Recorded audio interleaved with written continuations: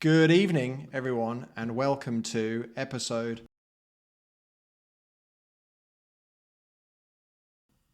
Sorry about that. We seem to be experiencing some technical issues, but we'll try and power through.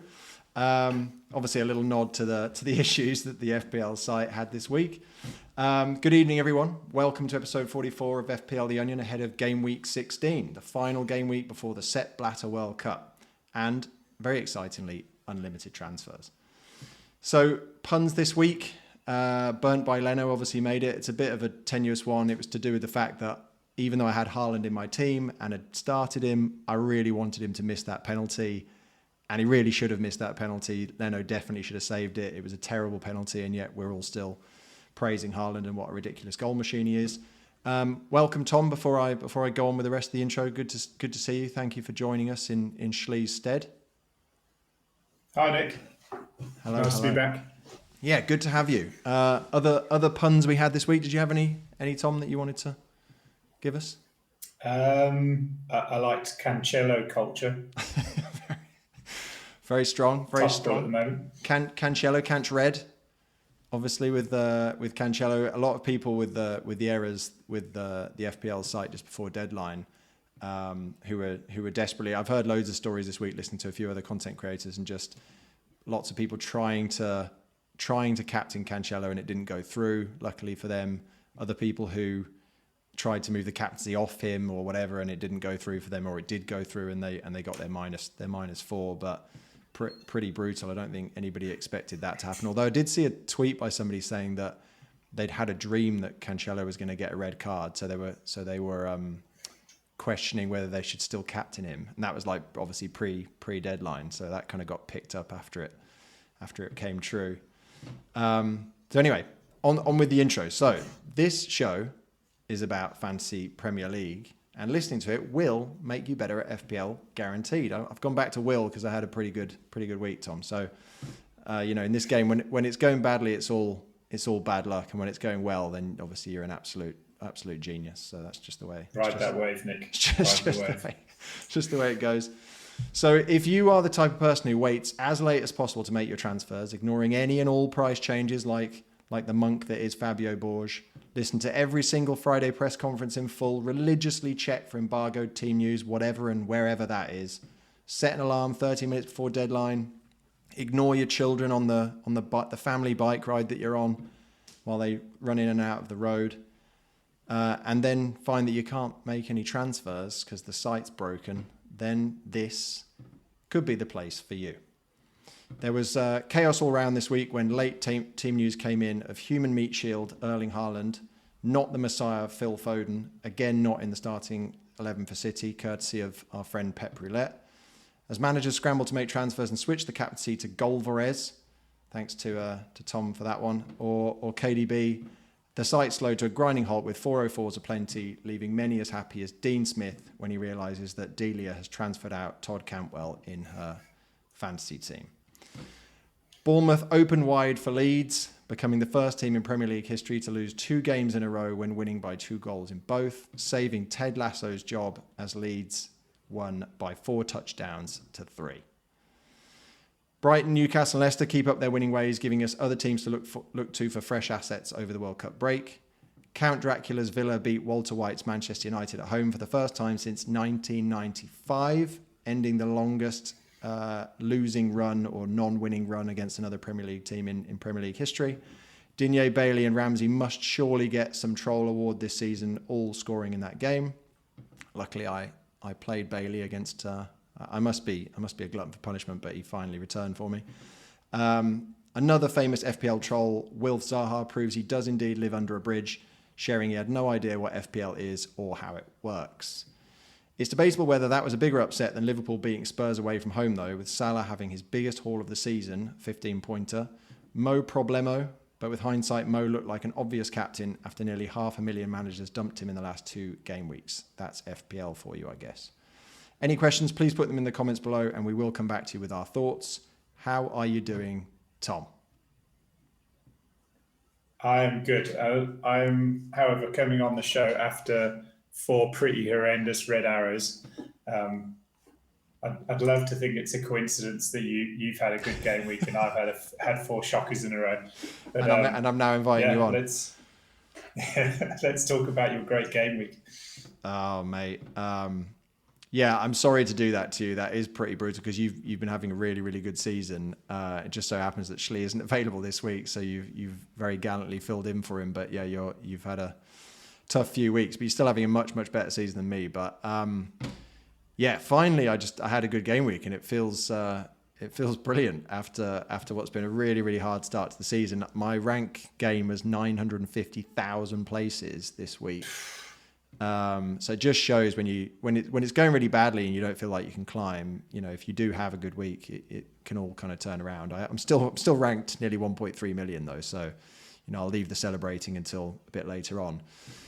But yeah, it just feels nice. And just before, obviously before the World Cup break and before unlimited transfers, I'm really hoping I can get another green arrow and just kind of sneak inside the top 1 million. Because I think that would be quite a nice little mental fillip just before the break. But yeah, just all went pretty well. I mean, obviously you wouldn't have thought that when I've obviously got a defender there on -2, and I was pretty gutted actually. I was watching the City game. And I was delighted that Alvarez started. So my move before deadline was I listened to Andy's Let's Talk FPL deadline stream, which I try and do.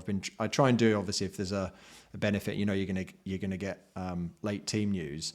I feel like a bit of a sheep because I made exactly the same move that Andy did, but bit like with the Saka or the Foden to Saka the week before when we found out that Foden wasn't in the starting 11, and you do wonder where this reliable team news is coming from, but it's incredibly accurate, isn't it? I wonder where they're getting it from. It really is uncanny. I don't know. They must have a mate who knows someone, or I don't know. There's an in there somewhere. Yeah, because the like you say, there must almost be a mate who's looking at who sees the team sheet or sees what Pep's planning, and it then that is his plan for the day. But they've definitely got a mole there, haven't they? Unless it's literally Pep who's just like giving it to his mate because he thinks it's hilarious. But yeah, I mean, the week before, I guess they could have known because they were away, and I'm guessing Haaland wasn't even on the coach. I don't know whether the injured players always travel. Sometimes you see them in the stand, but maybe they don't always travel on the coach. But this week, yeah, obviously hearing that Haaland wasn't in the starting 11, we didn't hear that Alvarez was playing, and so that was a bit nervy before the actual team sheets were revealed. But it just seemed to make sense, and I captained him. He looked amazing in the first. Obviously took the goal really well and looked really, really good. But then obviously, as soon as Cancelo got that red, I thought, not only is that not fantastic for my team, although a lot of people own him, it was more the fact that I just knew that it was going to really scupper City's chances of getting a massive score. So it was just going to really limit what Alvarez could do. But in the end, I'm pretty pleased with the 9 points, although, double to 18. But I probably need to take him out now because I just can't be sure he's going to play in the next one. And he might come on for a cameo, but I just think that will be my transfer, and it makes it a pretty easy decision for this week. But we talk about that later. Obviously, Salah returning, as we said in the intro, it does look super obvious now that he was the best captaincy option when Haaland wasn't going to start. But they've played worse opposition this season than Spurs, and he hasn't got hauls like that. So it's good to see him back scoring goals. The second one, even though it was a horrible mistake by Eric Dyer, it was a great finish. So good to see him back in the points. Glad that I held him. Zaha all the kind of trolls that I've had this season and the reasons why I've had such a shocking season. I was listening to Planet FPL yesterday. Zaha's, I think now, he's either ahead of Martinelli or he's only 2 points behind him since game week 8. Like some stats like that are just amazing, aren't they? When somebody's like lauded as this darling of all of our teams, and somebody's lauded as a troll, or kind of hailed as a troll, and then the points are not that different. Because I mean, another one of those is Salah's now got more points than KDB, I think, since game week 8 as well. So pretty amazing how these perceptions change with just a couple of points. So.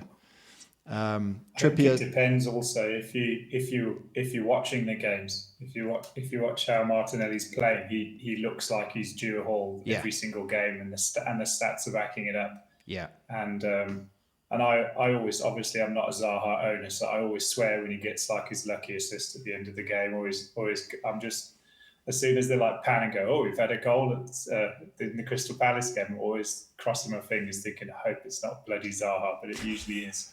It has been over the last little while. Yeah, I mean, I think you look with Salah in the Tottenham game, he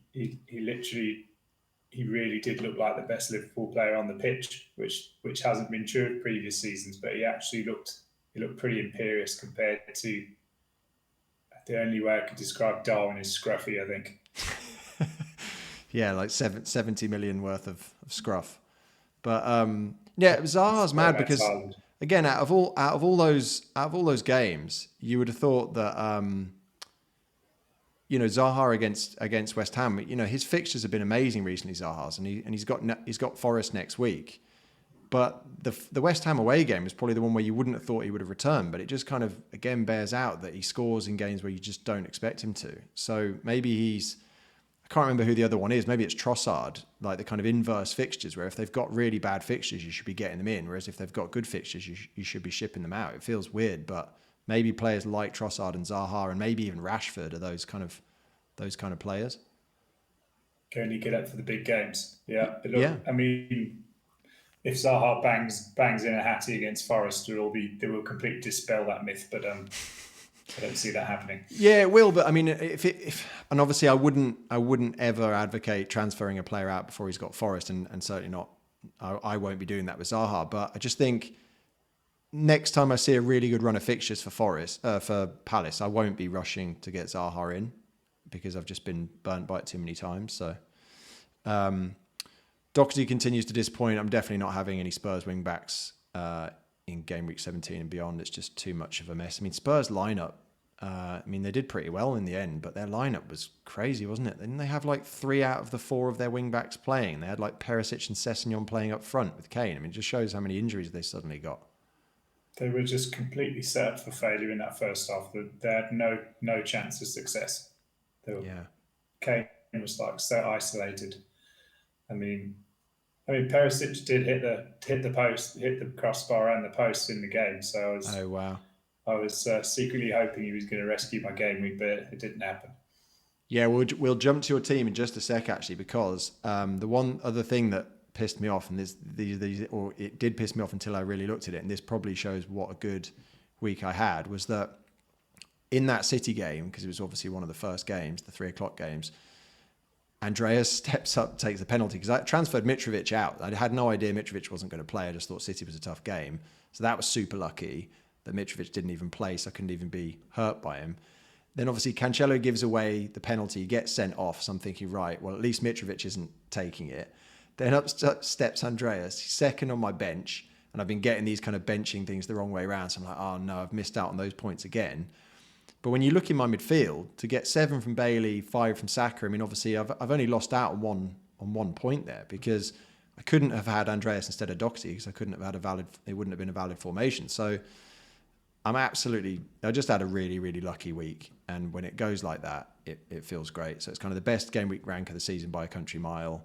If I get a few more of those, then I should be flying. So my target is still top 100k, but we'll see how that goes. But let's jump across to your team, Tom. So you had a steady week, but not amazing. Yeah, I mean, I definitely jumped off the sofa and was shouting when Haaland's penalty went in. I needed that. And then just and Trippier managing to get subbed off before they conceded was amazing. So I was very happy about that. It's annoying. It's annoying though as Pope owners, though, isn't it? I mean, if they hadn't conceded, because they keep making. I mean, again, they're winning all these games and they're winning by loads and loads of goals, and it's not like Eddie Howe. Maybe he's not in his cash leagues in fantasy football, but it's just annoying how Pope keeps losing these clean sheets. And I think the last one they lost in the last minute, they took off like 3 of the back 4. They swapped 3 of the back 4 and then conceded. And you're just like, no wonder they're conceding goals at the end of games. Yeah, it is really annoying. The five subs really has been like the death knell of clean sheets, hasn't it? Yeah. There's nowhere near as many. You really have to have like attacking defenders if you're going to spend some money on it. No, exactly. In fact, I don't think that probably isn't the main reason, but I guess that's why we're kind of seeing a move away again from big at the back, because they just have not. I'd love to see the stats on it, but there can't have been as many clean sheets around this season as there were last. No, I don't think so. And I also got I should have actually played Ben White instead of Perisic as well. That was my other decision I had to make. I was always going to play my strikers and Martinelli, Foden, Salah, Saka instead of Andreas. But in hindsight, he's been doing pretty well.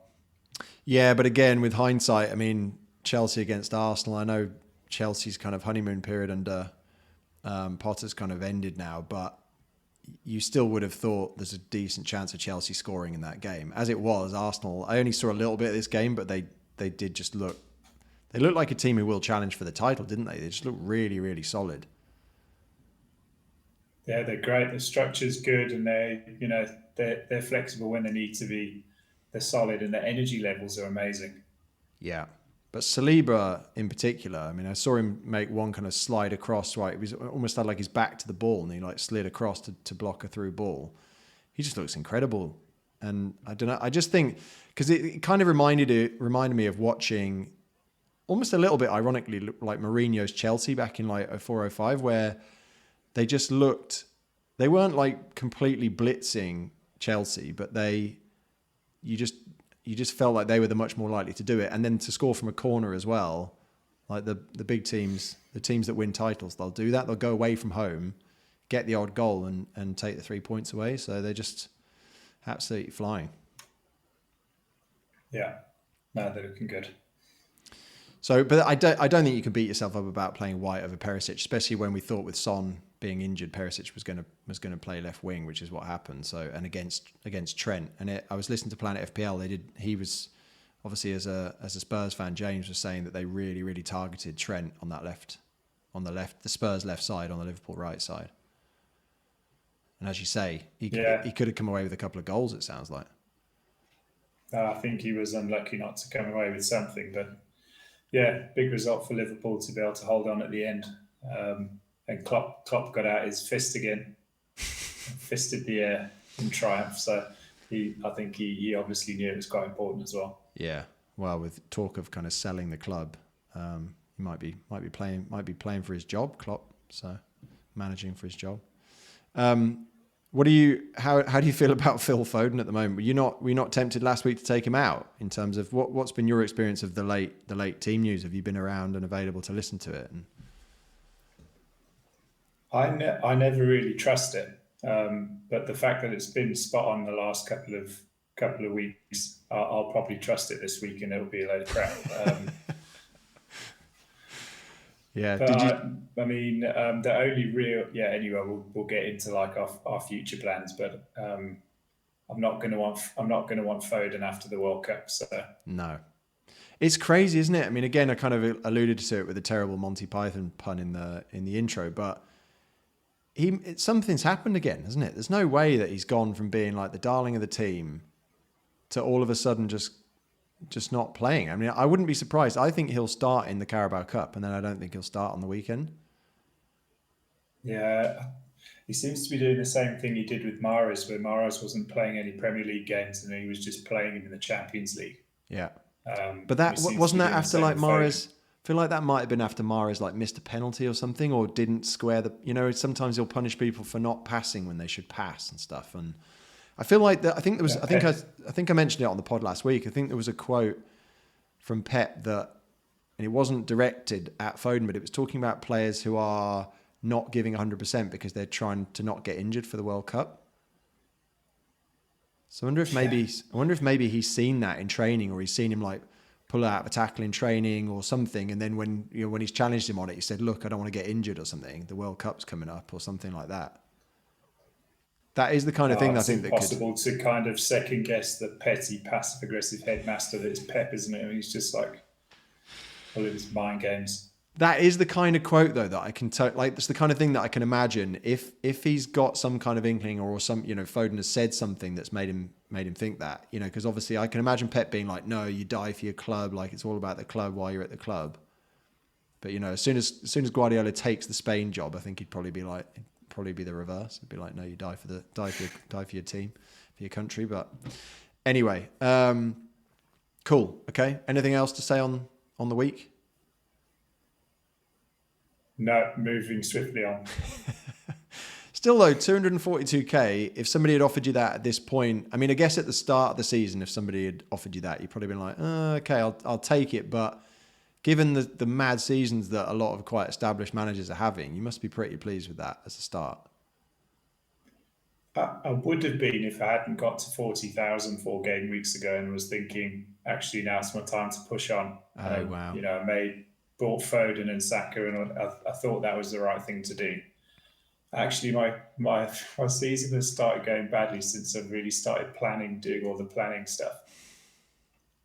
It's probably just a complete coincidence, but I think I'll probably enjoy the World Cup break. I think I'm definitely not playing any World Cup fantasy league. No, I'm just not kind of have a bit of a reset. Be nice. It's funny though, isn't it? Because you say that, there are kind of turning points. Imagine if like 4 game weeks ago, you'd said, no, I'm not getting Foden, he's crap. I'm not getting Saka, he's crap. I'm getting Almiron and I'm getting Leon Bailey. Like, you know what I mean? Or who's the Leeds guy now? Is it Somerville? Who's the new, the new hot thing at Leeds? I mean, yeah, this is the thing. It's interesting. Maybe we can chat about it later, but there's a bit of speculation as to kind of why, kind of people who've been playing this for a very long time are having a really difficult season, whereas people who do just, turn up on a Friday evening and look at like who's got the most points and just bring them in, they're doing really well. It has just been a really weird season so far, I think. Well, there's a guy in our work league, and I'm actually helping him. So he like runs all his transfers by me, whatever. But he literally he doesn't like second guess a decision. He just does it. Right. And he's like 12,000 overall, but he literally would just go, "Oh, I'm going to get like Almiron and White and so." I said, "Why?" Well, because they've got the most points. I was like, "Okay, cool, go for it." I'm secretly kind of thinking that's not going to work out. And it's like 12,000 in the world of just kicking myself because I would never make most of the substitutions he makes, but he's doing well. I love that though. When you first started telling that story, you were like, there's this guy at work who I'm helping. Whereas actually it sounds like you're listening to his terrible ideas and then just saying, oh, that sounds good. And then it's paying off beautifully for him. No, he's like, oh, I'm gonna sub out. He's not even thinking about team values. Like, oh, I'm gonna get rid of like Trippier and whatever this week. And I was like, oh, when did you get Trippier? Did you get him pretty early on? He's like, yeah. I was like, oh, we probably don't want to do that. You're gonna lose like 0.8 million of team value if you get rid of Trippier. Yeah. But he doesn't even, they don't even think of that. Interestingly, that is one thing that I haven't heard anybody talking about. I've heard a lot of people say, you've got unlimited transfers and it's not a wild card. It's unlimited transfers because a wild card, you can pick it in any week. What I haven't heard anybody say is that people need to be really, really careful about tinkering, making transfers in the actual game, during unlimited transfers for two reasons. One that Shlee sent us on a message the other day that I hadn't seen, which was that, and again, this won't be massively important unless you're kind of in the top 100 or whatever, but the more transfers you make, including in this unlimited transfers period, that becomes a decider if you're level on points with somebody. So if the points are really bunched up, it might be the difference between 5,000 places or something if by the end of the season, if the points are really bunched up. But the main reason, I think, which I haven't heard anyone talking about, so I think a lot of people who don't know about this will make this mistake, is if you bought Haaland at 11.5 and he's now, 12.1 or whatever he is, if you think during unlimited transfers, oh, I'll just take him out just to see what the team looks like without him, you will only be able to sell him for 11.8 and you'll have to buy him back at 12.1. So if you're going to do any tinkering and you're going to do any messing around with your team, do it in, a live FPL or something like that, because really you should only be making the transfers. I mean, I wouldn't leave it 30 minutes before the Boxing Day deadline. Maybe the night before, but just I wouldn't be making transfers in the app unless you're absolutely sure that you're not going to be losing value on people or you're not going to want them back, etc., etc. And I just don't think until after the World Cup and after all those fixtures are done, we're going to know that or not. Yeah. No, I mean, there's obviously 5 or 6 players in our teams that we're really intent on keeping already. I mean, you want Haaland, you're going to want to keep Salah, probably Martinelli, Cancelo, and the two Newcastle boys at a bare minimum, I would think. Yeah. So I don't have Wilson, and I also don't have Martinelli. But Martinelli's the big one for me. I think one of the reasons why my season's been bad is because of that game week 12 City Arsenal postponement. Because then all my transfers leading up to game week 12, including my game week 8 wildcard, I was focusing on making sure I had a full 11 for game week 12. So I ended up transferring out people like Martinelli. So I don't have that value stored in him, but yeah, he's a great example of that for most people who've got him, where if you want him afterwards, and I don't see why you wouldn't, if you take him out and then try and get him back in, you'll have lost a lot of value on him. So when I build teams for game week 17 with Martinelli in them, my team value is just absolutely horrendous compared to most people's, but there we go. Anyway, right, cool. Let's take a very, very quick look at Shlee's team for this week. Shlee and I have got very, very similar teams. He was trying to show off on WhatsApp about how his green arrow is bigger than mine, but in the end, I don't really know what he was talking about because I got. It's what you do with it that counts, isn't it? Exactly. But yeah, so he had a very, very solid week. 234k game week rank, his biggest of the season, and he's in a very good position now to kind of push on into the top 100k. But yeah, so made exactly the same move as me. I think Mitrovic to Alvarez, captained him. But yeah, our teams are very similar. But I think his game week 17 team's going to look better than mine just because he's managed to maintain his team value a lot more than mine. I think in terms of transfer plans, what was he saying this week? I think he was saying like Alvarez to Jesus or Firmino, I think, which is probably what I'm looking at as well. It's not that interesting for this pod that we do, the fact that mine and Shlee's teams are so similar at the moment. So maybe we'll try and go a bit different in game week 17. Quick look at the Onion League. Obviously, because I've been doing the slides this week, I've managed to add my own name there at the bottom. But also just to show that I managed to get the highest score in the league this week, Tom. Very good. But yeah, obviously not too much change at the top. Paddy Parr, friend of the show, Paddy Parr, inspired captaining of the big man, the king, Salah this week, with a good solid score, and he's rising up the ranks. There's a good 97 points between me and Mark at the top of the league. So it's been a chastening season so far. But this is interesting, Tom. So what are you 250k? Yeah, 240 something. Yeah, and I think what's the gap between us? Like, what is that? 48 points is that? So it does show there is. I mean, 48 points is a lot, right? But that's the difference between a million places, really. 48 points. So it's still not completely ridiculous in terms of where I want to finish this season. But there we go. Cool. But yeah, please do join the league. We're not going to have a cut-off on the Curly Whirly prize this season. So even if you join the league in game week 38 and rise straight to the top, Mark will be a bit upset, but we'll figure it out. Could be bleak. Yeah, very good, very good. So yeah, my game week 16 preview. I guess we will probably be a little bit shorter than usual this podcast because there's only really a couple more decisions to make until unlimited transfers. So final week before the World Cup, and we're basically all dead ending our teams in. If you haven't used your wild card yet, you do need to use it this week, otherwise you're going to lose it. You'll find you'll get a wild card. It's going to be weird actually, isn't it? Because game week 17 will start. Everyone's wild cards will be available again. But obviously what you want to do is set your team up for game week 17 to not use that final wild card for as long as possible. But anyone who hasn't used it so far, this was the other thing I heard, that somebody saying it's basically like a free hit. Again, that's super dangerous because if you look at like game week 16 fixtures and think, oh, this is basically a free hit, and so you don't have, you take out Martinelli because maybe you don't like Wolves away as a fixture, you're then going to have to bring him back in on it. He's not going to just automatically be back in your team at the same price he was when he left. So you could have somebody who hears a game week 16 wildcards like a free hit, and suddenly they've got no team. They've burnt their team value up by trying to do that. So obviously it's not ideal if you've waited until game week 16 to play your wild card, but just play it sensibly, trying to balance, getting the most points you can, but not losing a load of value, because you are going to lose value on those players you take out. So it's quite a hamstring, that, I think, isn't it, in terms of using it in game week 16? Oh, dude, yeah. The time to use it was a long time ago. Yeah. I think it was, even though I didn't play it particularly well, I think it was game week 8. I just think you needed to have, again, I can say it now, you needed to have Almiron. Almiron hadn't got any points before game week 8.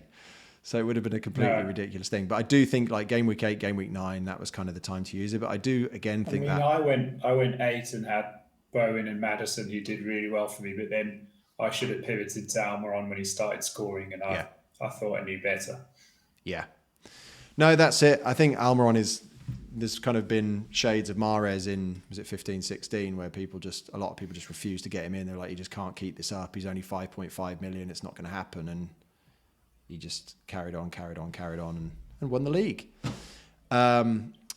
Cool. So my previous, again, pretty simple, because it is literally a 1 week punt. So there's no point, usually when you spend -4 on a transfer, you don't expect it to necessarily pay off straight away, and you kind of give yourself 4 or 5 game weeks for it to pay off, which is why we kind of try and pick good chunks of fixtures.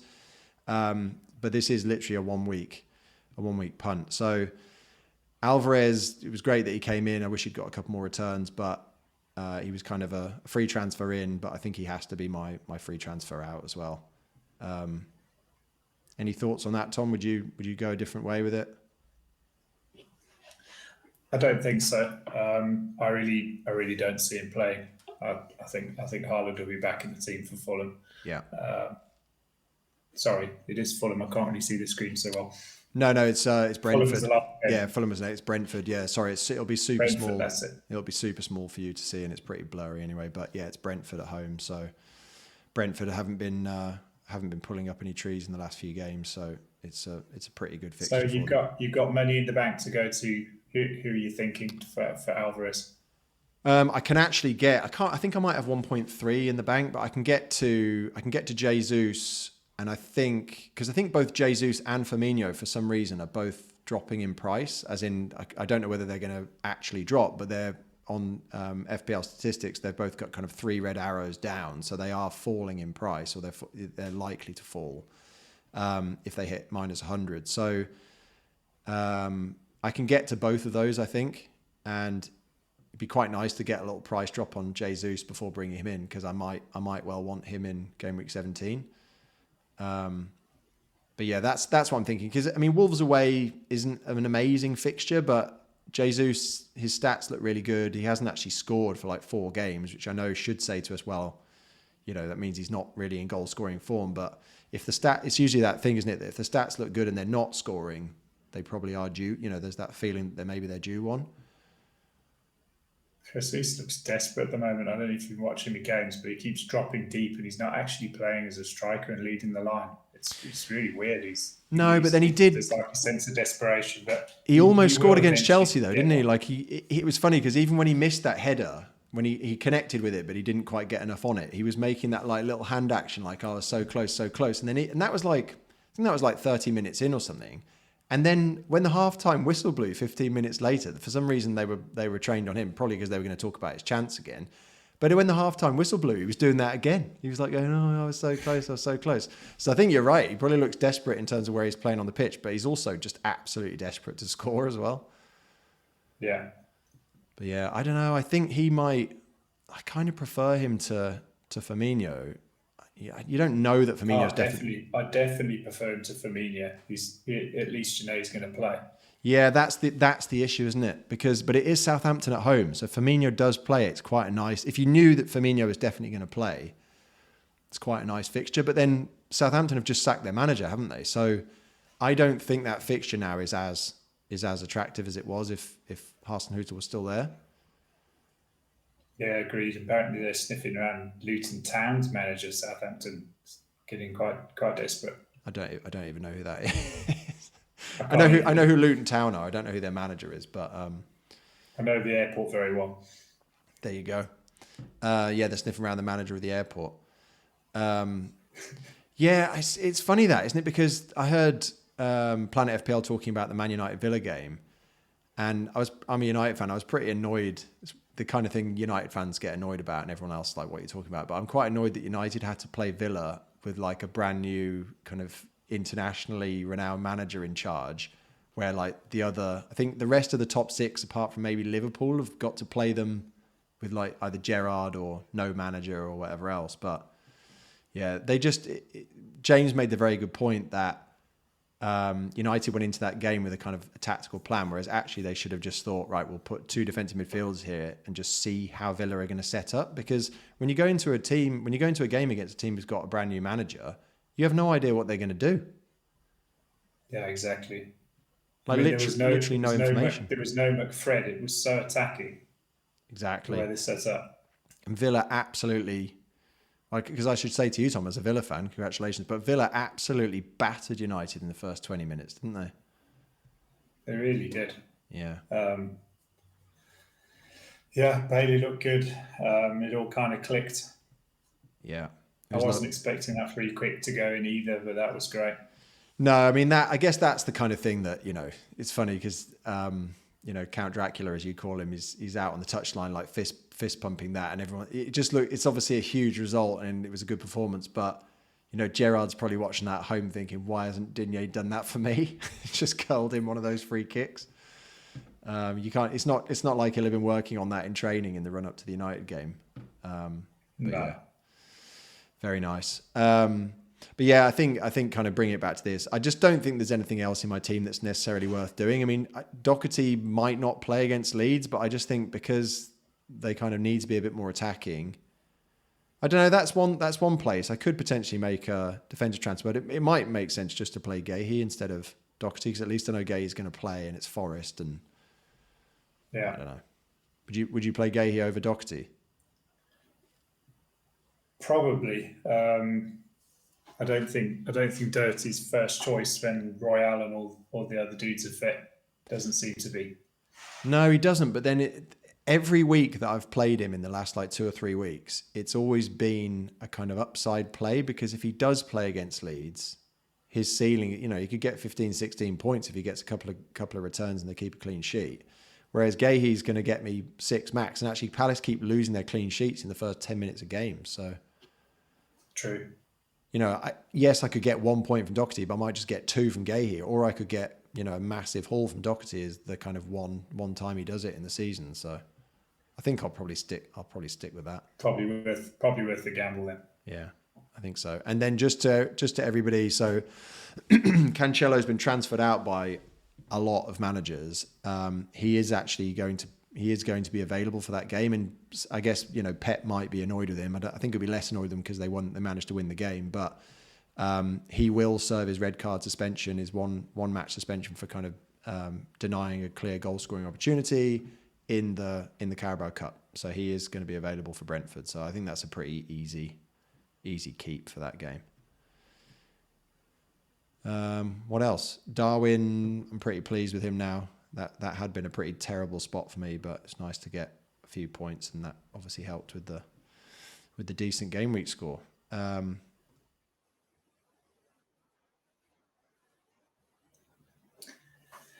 Yeah, so I've obviously just got one free transfer, and I'm not really knowing what to do with it at the moment.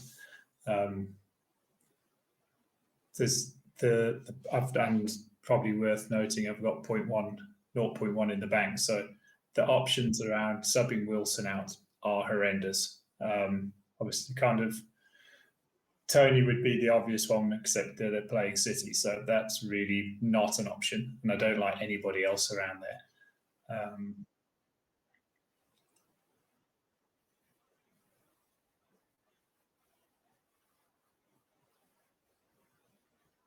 Oh, really? No, I haven't heard that.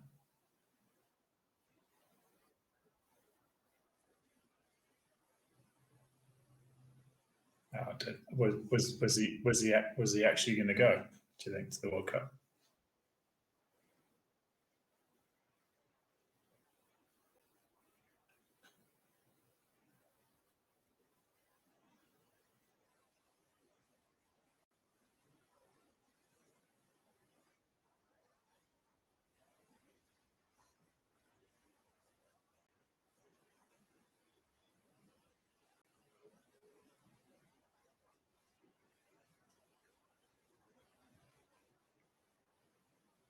Sure. That's big.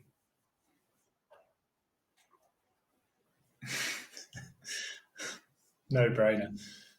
Tony bet me that he's going to score some goals against City, so I said I'll take that bet. I'm very tempted to rage transfer Foden out for someone, so I was thinking, I don't think Almiron's good this week against Chelsea, but then again, he's probably going to score brace. Or I was thinking maybe Maddison or Bowen, just as a 1 week punt. Quickly jump across to here. Leicester have got West Ham away. That's not amazing, but he's incredible at that. And again, the timing of these games, this is one thing we haven't really talked about, but Maddison's going to really want to go to the World Cup. So he's only got one more game to prove why he should be there. Like if he gets a hat-trick against West Ham, then that's the kind of thing that could force him into the squad. So he's going to be trying his heart out, isn't he? Yeah, I think I'll kind of try and wait for some early team news around whether Foden's going to play. I think the Carabao Cup will tell us a lot if Foden gets 90. I'll just have my finger poised on the trigger button because I don't have a lot of value in Foden. And then playing. I couldn't bear bench Trippier. He's just been so good. He's obviously got sort of assist potential as well. I'm not crazy about doubling up on Newcastle against Chelsea, but I'm going to do it. And then similarly, the Doherty kind of argument, I'm going to play Perisic because I think he will be pushed higher up the pitch without Son. Hopefully he gets a goal this time. And it would be great for him to get a couple of touchdowns in the end zone.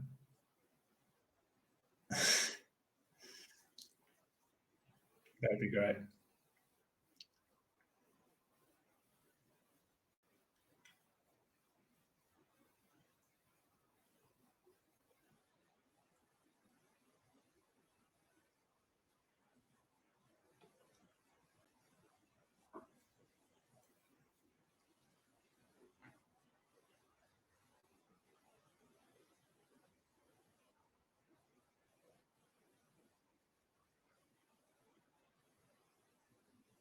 He was.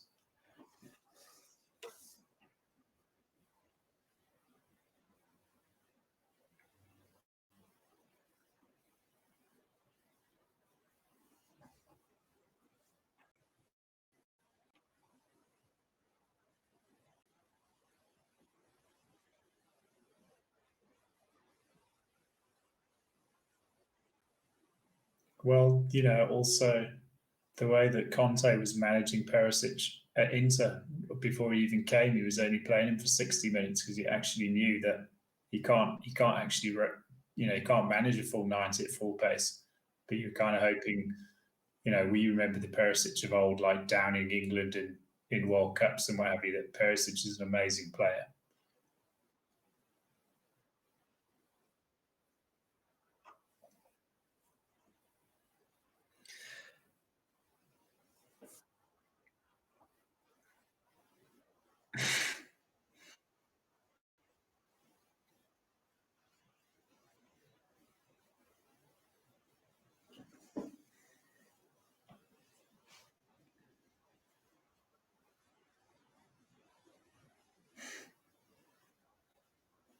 Well, like Mark Southern's saying, I'm not going to start with Salah. I'm going to start with Son and what have you.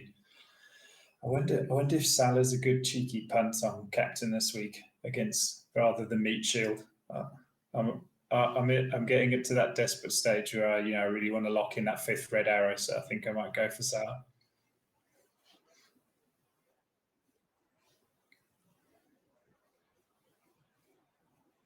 It's too scary. I'm not. I was joking. I'm completely not going to do that.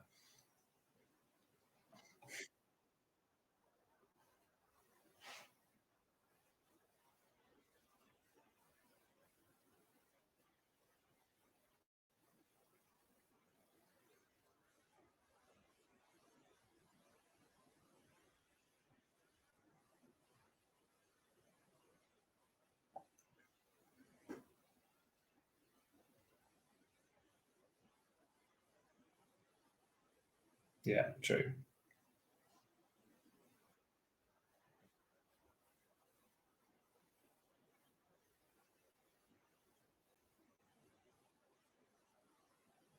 Yeah, I think Madison is fun because if he does do well for me, then I'll be pumped for the World Cup as well. So it's good.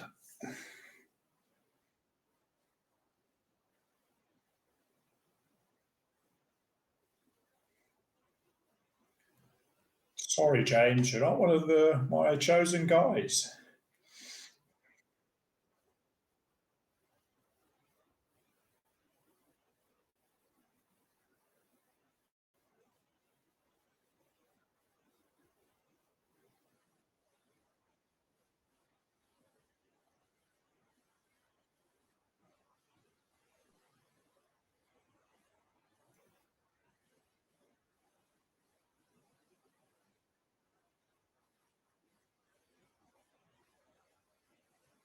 Yeah, I know it is a shame. He definitely got like his little click. Um, there's definitely.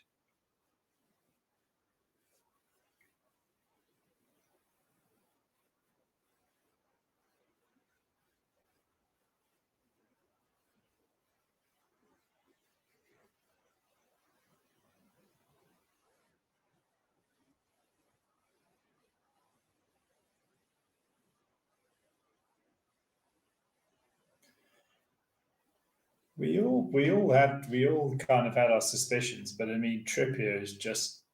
I mean, he can defend. He's a leader. He can he can score goals. I mean that assist as well at the weekend was absolutely incredible. The weighted pass. He's got everything.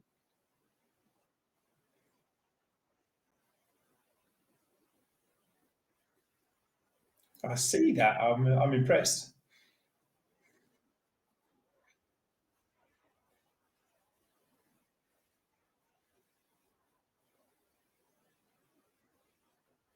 That's cool.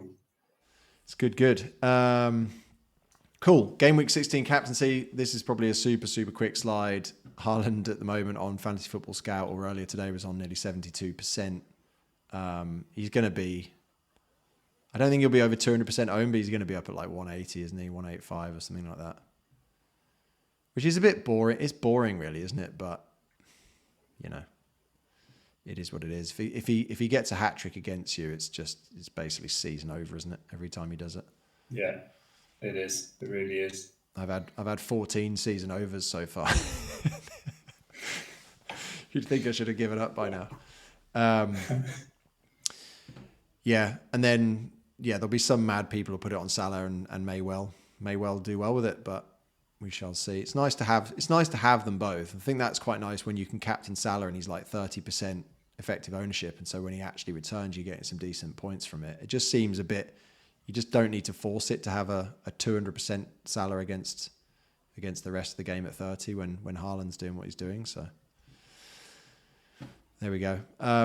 So yeah, on these fixtures, Tom, I thought it'd be quite fun just to maybe pick out a few 1 week punts for people. Spoken about Maddison, I think he's a good one. Leicester, West Ham. Actually, I think Spurs against Leeds. I mean, I don't think Harry Kane's a punt, but there will be some teams out there who've had like Harry Kane since game week 1 who'll be doing really, really well. He's been so solid. Without Haaland in the league, everyone would be consistent. He's been amazing, hasn't he? Yeah. Is he one you're trying to get in the team after game week 17? Or we'll see in a minute, actually, but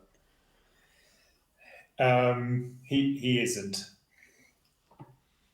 Just purely from a sort of a team balance. Yeah. I'd love to. I just don't have the team value to have the midfield and defence I want, and have Kane and Haaland. Yeah. Pretty impossible. Yeah, it's funny though. Maybe a cheeky Rashford against Fulham. Maybe Rashford would do well in that game. I think maybe Danny Ings can get something for Villa. You're obviously going to think Trossard, but he doesn't tend to do really very well against. Do you think Ings will? Because Ings didn't start the United game, did he? No, he didn't. Yeah, because it's weird. I didn't realise until I was listening to Planet FPL that what he was saying was that Watkins and Bailey are playing up top, but they're kind of then drifting, or they're taking the ball wide and then letting the midfield players run in behind centrally, which made sense. Then obviously that is what I'd seen. But then that makes you think, doesn't it? I mean, obviously Bailey's super, super cheap, but if those forwards, if their job is to run wide and then play it in, I guess they're going to get assists as well, aren't they? And if Bailey's quick enough, he'll go to the goal rather than go to the wing. But I don't know whether Danny. I mean, if that is the kind of style he's going to play, and again, he's the kind of manager, Emery, where he can change it up against depending on what he's playing against. But Brighton, there's no way Brighton are as defensively capable as they were under Potter, are they? So no. So I'm gonna play Bailey again this week. I think just kind of hope that it comes good. Just for the lulz, just do it. But yeah, that Liverpool Southampton game looks really, really good. Obviously Zaha against Forest, but this is the thing you see, because it is literally a 1 week. It is literally a 1 week punt, isn't it? So that's why you look at your team. It just doesn't feel like there's much you can do, but you've just got to pick that one player. So maybe it is quite a fun week just to pick somebody random, but just roll the dice and go for it. Yeah, I like the fact that I've got Darwin against Southampton. I was listening to Andy and he was saying that was the one player that he doesn't have that he fears. I think the other one was Foden, like if Foden does play against Brentford. But it's always nice after you've had a good game week. Everything just feels a bit easier, but it doesn't feel like you need to force anything. I do feel like my decisions are pretty easy this week. So yeah, mine isn't. I'm really tempted to just burn it. I mean, if Foden plays, there's no real move for me that I actually want to do. I see you literally just literally do nothing because you.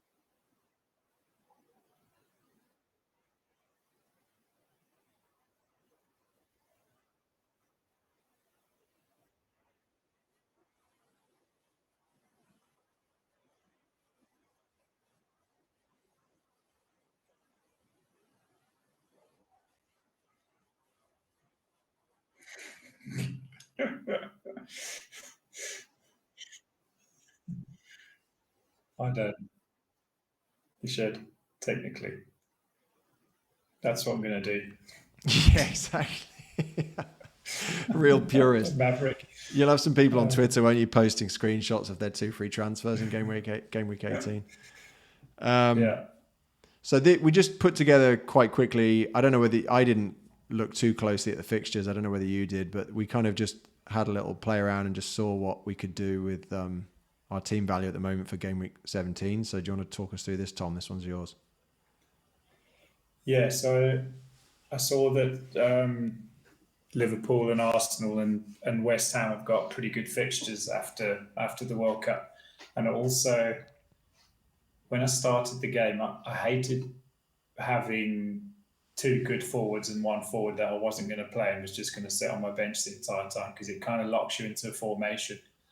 So I wanted to be flexible and be able to play 3-4-3 or play 3-5-2 or whatever. So by having Solanke, that kind of unlocks a lot sort of, you can sort of play around with your formations according to fixtures and what have you. So that's kind of why I've gone with this. And I also think potentially that Tottenham result's going to be a bit of a turning point for Liverpool. So I've got triple Liverpool. I know I described Darwin as scruffy earlier, but I think he's going to get more and more involved in the goals. And also, Mo looking good is great. Yeah. Well, it's interesting to see Trent in there, though. Yeah, I think he'll come good, and he's the best value in the game when he's playing well. True. I just think it's dependent on too many other factors. Like you need Virgil van Dijk to suddenly come good as well, or kind of get back to how he was. But you're right. I mean, I feel like it's one of those though that if Liverpool suddenly start keeping a couple of clean sheets and Trent maybe gets an assist and you kind of feel like it's normal. I feel like I might dip my toe tentatively back into that, but you're right. By that point, I might have missed a couple of 10+ point hauls. So yeah, I think interestingly though, obviously Van Dijk plays on the Robertson side of the Liverpool defence, it's actually, they can never have a consistent partner for Van Dijk. The guys are always getting injured left, right, and centre. So I think Trent suffers with that as well, because that's probably the problem. I mean, obviously, Trippier you want to keep, Cancelo you want to keep. They've just got to basically Neco at least plays, and Patterson's just really going to be bench fodder. And then I've gone for Bernd because of the fixtures, but I mean that could just as easily be Saka as well, or one of any one of those 8-0 guys. West Ham have got really nice fixtures, have they? Gameweek 17 on. Yeah, when I had a cursory glance, they look pretty good. Yeah, I'm just not sure about West Ham this season. I feel like teams are reaching kind of plateaus with their managers, where their managers have been there a while. It's you kind of had the thing with Southampton where, they'd go through really bad periods and then suddenly turn them around and they'd go on a decent run and they'd look like they were fighting for him. But I do think, especially when you're not like fighting for titles or you're not trying to go for the top 4 or for Europe or whatever, that it probably does just get a bit stale with these, these players, because they're multimillionaires. They're very young, and they're probably just a bit like, well, we've been listening to this for 3 years and we haven't really done anything, and I reckon it just stops working. So I just worry I am a bit concerned for West Ham as to why they're struggling a bit more this season, and some of those big players like the Bowens and the Antonios, and they're not really doing it. But I don't know. There was some speculation that Bowen's is he dating somebody from Love Island or something, or is he dating? That's about right. I think is he dating? Is it? No, it's what's his chop's daughter, isn't it? The guy from. Is it Danny Dyer's daughter? Oh, really? Something like that. I can't remember, but I'm not kind of down with the kids. But there was something like he was playing really well last season. There was a lot of people saying, "Oh, it's because he's in love," but maybe the honeymoon period's over.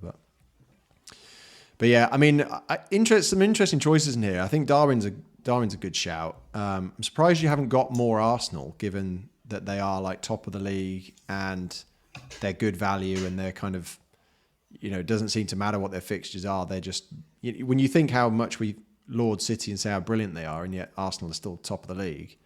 It's interesting to only have one. Yeah, true. I mean, as I said, Bowen could be Saka, and I could go, I could go Saliba or Gabriel instead of Trent, and maybe spend some more money somewhere else.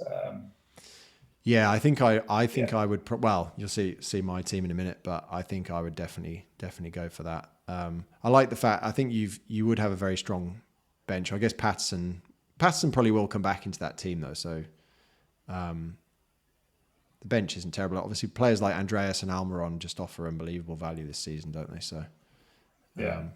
And then the other interesting one, actually, just quickly, is Pope, because he is very expensive. Like, as in, you're not thinking of. I was obviously laughing at people who went for the Leicester goalkeeping double up on their game week 8 9 wildcards, and then they promptly got like 5 clean sheets in 6 or 7 or whatever it is. So that was a bit of a turning point for my season too. I still don't like the Ward-Iverson combination, but they have. I mean, talking to people getting bored of their manager, they're doing really well, and he does seem to have. He does seem to have got them back from the brink, doesn't he? Just by, it almost seemed like they weren't sacking him because they didn't want to pay the money to sack him, but actually might have been a genius move, because he has somehow managed to turn it around. They're doing really well now.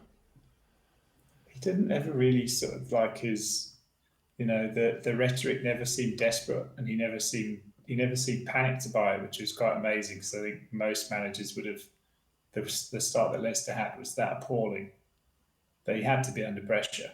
But it seemed to be like water off a duck's back, and then the results started to come. So, but I wonder, it's weird, isn't it? Because as you say, we like write our own narratives for this. But I wonder whether he was super calm, because it seemed to me, from the narrative I built, was that he was super calm because he knew that if they did sack him, he was getting 15 million quid or whatever. Because the contracts these guys agree to go to these places, and they get that money unless they have literally committed kind of gross misconduct. And finishing bottom of the league is obviously not gross misconduct, but they They get unbelievable payouts. And so it seemed to me like he was kind of really zen because of that. And he'd almost, because they were doing so badly, it was almost like he'd given up.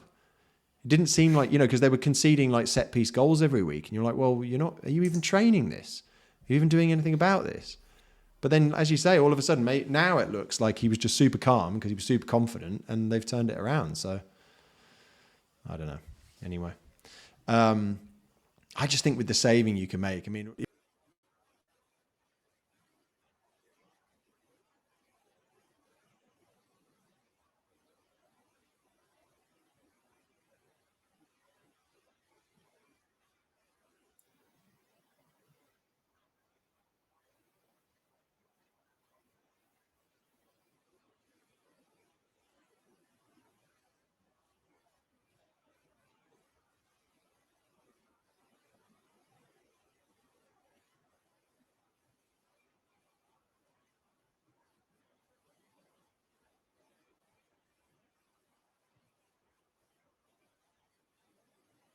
Could have Bailey.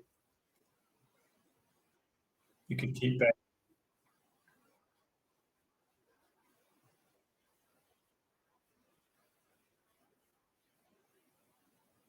Sure.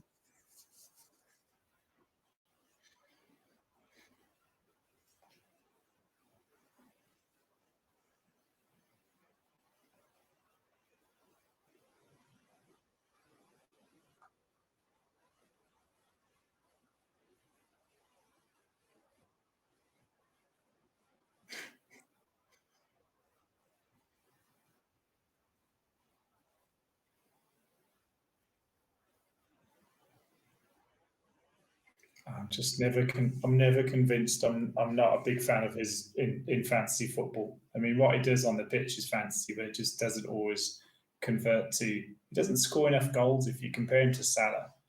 I mean, he's just not scoring enough goals, is he?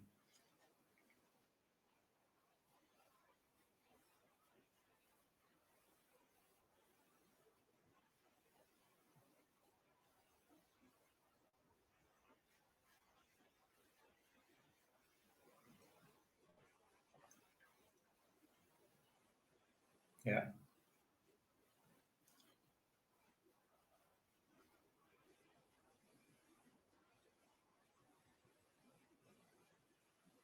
I mean, the bench is pretty bad. Yeah.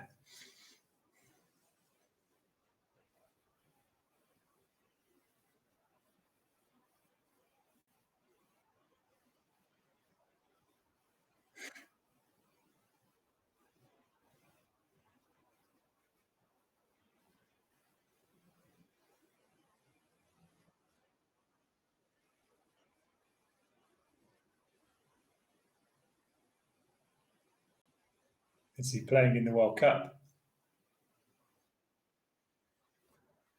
I don't know. Is he Paraguayan?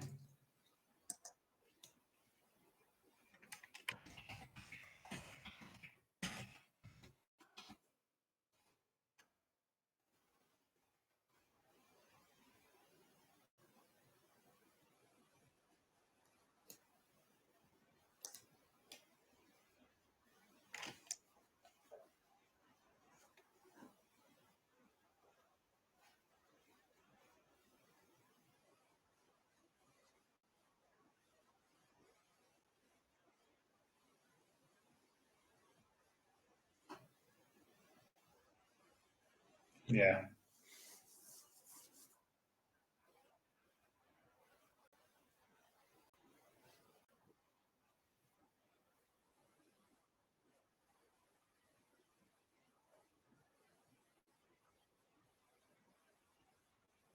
White had two shots in the first half against Chelsea as well. That was the most attacking I've seen him play. I was like, of course, I bench him. I bench him when he wants to start attacking.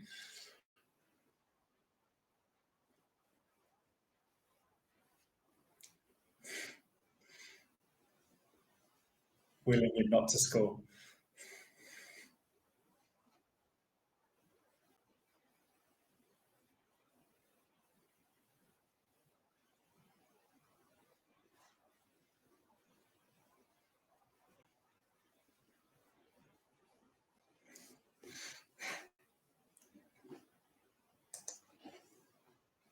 Anything else that you wanted to chat about, Tom?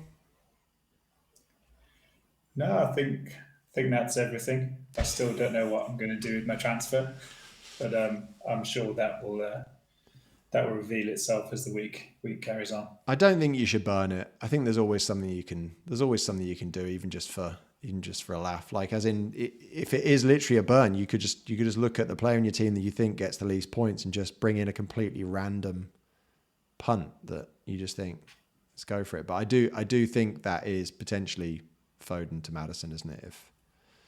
If Foden's not playing, but if Foden is playing, just literally look at some absolutely random thing, like maybe bring Sessegnon in or something for Leeds, and just like go for it, see what happens.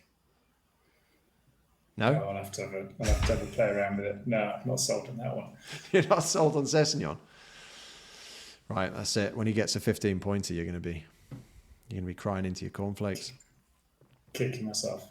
Exactly, mate. Thanks so much for coming on. Appreciate it. And Shlee's just taking a little break, but I don't actually know what we're going to do during the World Cup. I think we'll have a little break. Enjoy our midweek evenings, and we will be back after the World Cup. I think we'll probably do on maybe like the week before it comes back, just to kind of have a look at the World Cup and see what's gone on, see what news we've got. There was some interesting potential fixture stuff in Planet FPL where they were saying that they may reschedule a United game for before Boxing Day because they've been drawn, because they finished second in their Europa League group and they've got that like extra fixture. And if they're still in all the cups and everything, they're going to have like no game week. So they may try and rearrange one of their games. Because I think he was saying that like the Carabao Cup is before the Premier League fixtures. There's some like mad, I can't remember what it was, but it's that seems mad because we would still be in unlimited transfers because the unlimited transfer period rolls until game week 17. So I wonder if they brought it forward, they'd basically be bringing forward the game week 17 deadline, wouldn't they? And saying we're going to include this fixture in it. That'd be cool. Be pretty weird. Be pretty strange. But anyway, so I'm sure we'll come back and when we've got some decent information about what's going on, we will come and share it with you all. Thank you so much for watching. Please like, share, comment, and subscribe. And yeah, if you do, please do put your comments in the YouTube chat, and we will come back to you with some answers in there. Good luck for game week 16. Enjoy the World Cup, and we'll see you on the other side. Thanks all. Cheers. Bye.